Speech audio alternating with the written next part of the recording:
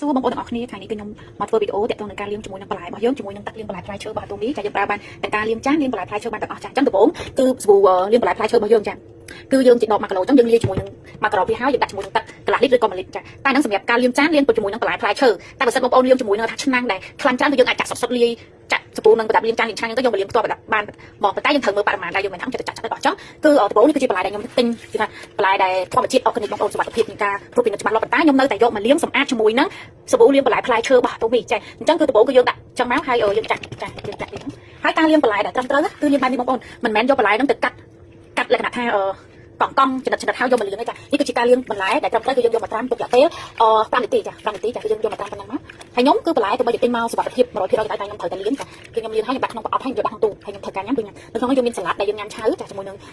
ស្ពៃកញ្ញដើម្បីយើងយកស្ងោរធ្វើអីមកហូបអីចឹងទៅចានេះគឺជាសាឡាត់ជាប្រសិទ្ធតែបន្លែដែលធម្មជាតិតែយើងដាំដែលយើងទិញដែលមានការត្រួតពិនិត្យច្បាស់លាស់អញ្ចឹងគឺបងប្អូនយកមកត្រាំបែបហ្នឹងចាយើងដាក់បរិមាណមកល្មមមិនមែនថាពពុះច្រើនពេកឬក៏នេះតាមមកល្មមហើយទុករយៈពេល5នាទីហើយយើងលាងសម្អាតហើយដាក់នៅក្នុងប្រអប់ទៅពេលដល់យើងធ្វើការចម្អិនឬក៏យកមកញ៉ាំគឺយើងញ៉ាំមកដល់យើងមិនចាំធ្វើការលាងសម្អាតស្អាតទេនេះគឺជាទម្លាប់របស់ខ្ញុំពេលដែលខ្ញុំរៀបចំបន្លែផ្លែឈើទុកនៅក្នុងទូទឹកកកចាអរគុណ